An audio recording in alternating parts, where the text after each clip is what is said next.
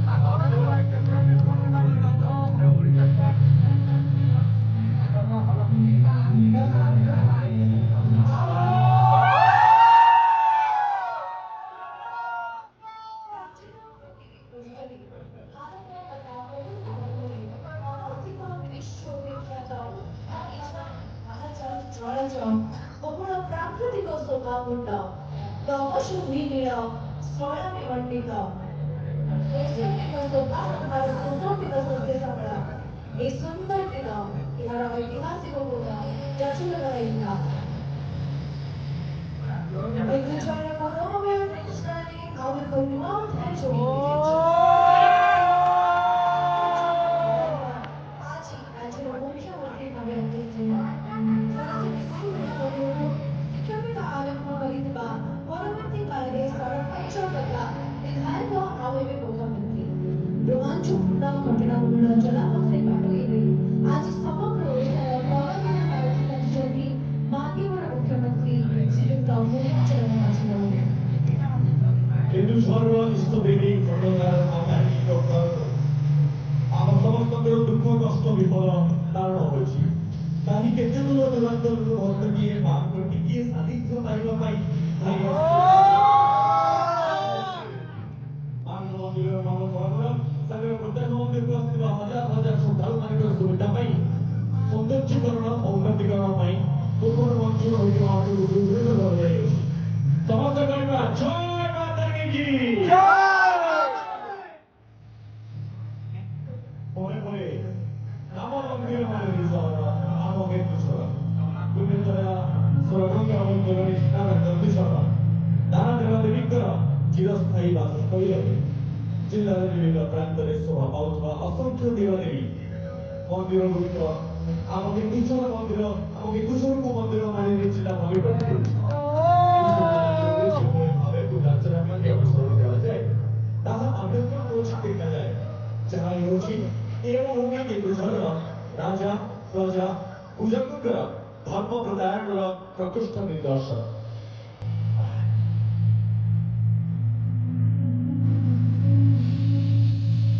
दर्शक बंधु ଆମ ଜାତୀୟ ପକ୍ଷୀ ହେବା ସହ କେନ୍ଦୁଝର ପାଇଁ ସମ୍ମାନଜନକ ଗୁରୁତ୍ୱ ବହନ କରେ। ଐତିହାସିକ ମତବାଦ ଅନୁସାରେ କେନ୍ଦୁଝର ରାଜ୍ୟକୁ ପ୍ରତିଷ୍ଠା କରି ବହୁ ବର୍ଷ ଶାସନ କରିଥିବା ଭଞ୍ଜବଂଶର ଉତ୍ପତ୍ତି ମୟୂର ନିର୍ମଳ ହୋଇଥିବା ବିଶ୍ୱାସ ରହିଥିଲା। ତେଣୁ ଭଞ୍ଜବଂଶୀୟ ରାଜାମାନେ ନିଜ ଚିହ୍ନ ହିସାବରେ ମୟୂର ପକ୍ଷୀକୁ ସ୍ଥାନ ଦେଇଥିଲେ।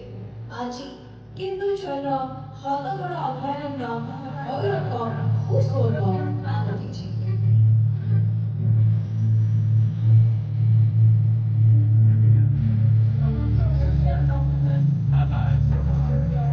ଦର୍ଶକ ପୁଣ୍ୟତୋୟା ବୈତରଣୀ ହେଉଛି କେନ୍ଦୁଝରର ପ୍ରମୁଖ ଏବଂ ପବିତ୍ର ନଦୀ।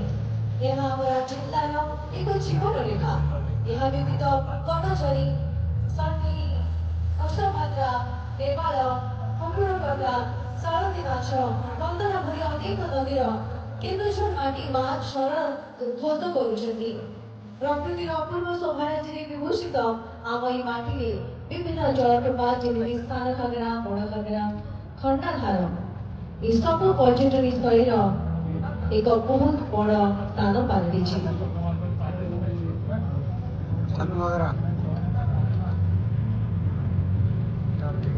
ଚାଲନ୍ତୁ ମନେ ପକାଇବା ବର୍ତ୍ତମାନ ଆମ ମାଟିର ବୀରତ୍ୱର ଗାଥା ଅନ୍ୟମାନଙ୍କ ପାଇଁ ଉଦାହରଣ ପାଲଟିଛି।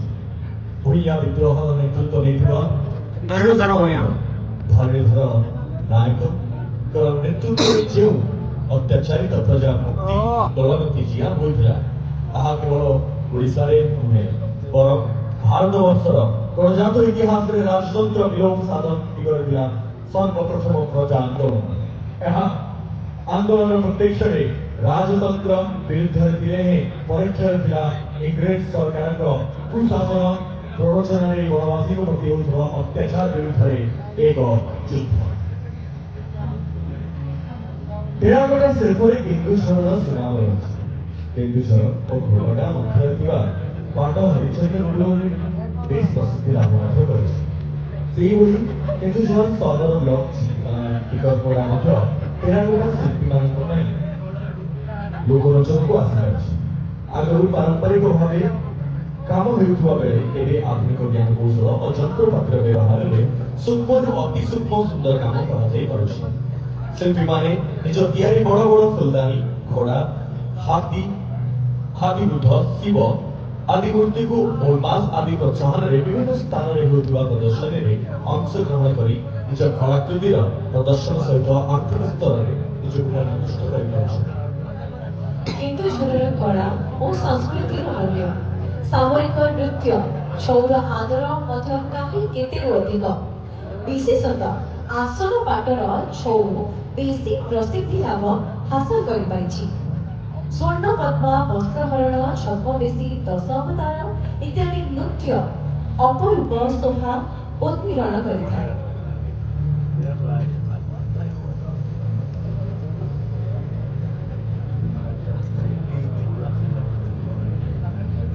କେନ୍ଦୁଝରର ସଂସ୍କୃତି ଏଠାକାର ଆଦିବାସୀ ସଂସ୍କୃତି ବିନା କଳ୍ପନା କରିବା ମଧ୍ୟ ଅସମ୍ଭବ। କାରଣ ଜିଲ୍ଲାର 45% ବି ଅଧିକ ଅଧିବାସୀ ହେଉଛନ୍ତି ଆଦିବାସୀ ସମ୍ପ୍ରଦାୟ। ଜୁଆଙ୍ଗ କୋଲ ଭୂଇଁଆ ଗୋଣ୍ଡ ସାନ୍ତାଳ ମାଥୁରୀ ଲୋଧା ଭୂମିଜ ସଉଟି ଇତ୍ୟାଦି ସମ୍ପ୍ରଦାୟ ଏ ଜିଲ୍ଲାକୁ ସମୃଦ୍ଧ କରିଛନ୍ତି।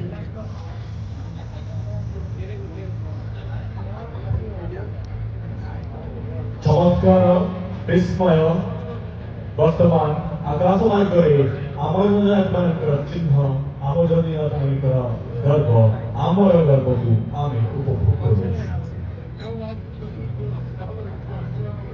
ସଂସ୍କୃତିର ଉପବଳରେ ସୁଗନ୍ଧିତ ପୁଷ୍ପ ଲୋକନୃତ୍ୟ ଏହି ଜିଲ୍ଲାକୁ ଋଦ୍ଧିମନ୍ତ କରିଛି। ଜିଲ୍ଲାର ଛଉ ଝୁମର ସାନ୍ତାଳୀ ଓ ଜୁଆଙ୍କ ନୃତ୍ୟ ଆଦି ଝିଅ ଜନଜୀବନର ପରମ୍ପରା ଓ ପ୍ରକୃତିର ତାଳିକାରେ ବଞ୍ଚିବାକୁ ପ୍ରେରଣା ଦେଇ ଆସୁଛି। ପ୍ରକୃତିର ପର୍ଯ୍ୟାପ୍ତ ବର୍ଣ୍ଣନା ପ୍ରାପ୍ତ ଆମ କେନ୍ଦୁଝରର ଜନ୍ମ ନେଇ ଆମେ ଆଦିବାସୀ ନୃତ୍ୟ ଆମ ଜିଲ୍ଲା ଆଗାମୀ ଦିନରେ ଏକ ନମ୍ବର ହବ। ଭଗବାନ ଆଶୀର୍ବାଦ କରନ୍ତୁ ଏହି ପୁଣ୍ୟ ବୀରଭୂମି କେନ୍ଦୁଝରକୁ ତାର ବୈଭବ ଗୌରବ ବୃଦ୍ଧି ଘଟିବା ପାଇଁ ଆପଣ ସମସ୍ତଙ୍କର ସମୃଦ୍ଧି ପାଇଁ ମା ତାରିଣୀ ଆମ ସମସ୍ତଙ୍କୁ ଆଶୀର୍ବାଦ କରନ୍ତୁ।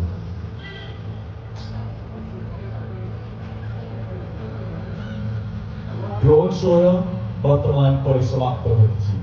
ଏହା ପ୍ରଥମ ଥର କରି କେନ୍ଦୁଝର ଜିଲ୍ଲାରେ ଯେଉଁ ରୋମାଞ୍ଚ ସୃଷ୍ଟି କରିଛି ତାହା ଅବର୍ଣ୍ଣନୀୟ, ତାହା ଅଦ୍ଭୁତ, ତାହା ସବୁଦିନ ପାଇଁ ସମସ୍ତଙ୍କ ମନ ଏବଂ ହୃଦୟରେ ରହିବ ବୋଲି ବିଶ୍ୱାସ। ଧନ୍ୟବାଦ ଦେବା ପାଇଁ ଚାହିଁବୁ ଜିଲ୍ଲା ପ୍ରଶାସନକୁ ଯାହାଙ୍କର ଦାୟିତ୍ୱରେ ଯାହାଙ୍କର ଅଭିନବ ଚିନ୍ତାଧାରାରେ ଆଜି କେନ୍ଦୁଝର ଜିଲ୍ଲାର ଆକାଶ ମାର୍ଗ ଝଲସୁଛି ସୁନ୍ଦର ଦିଶୁଛି ଏବଂ ଆମ ମାଟି ମା ନଦୀ ମା ତାରିଣୀଙ୍କର କଥା ଗାଥା ବର୍ଣ୍ଣନାକୁ ସାଉଁଟି ନେଉଛି।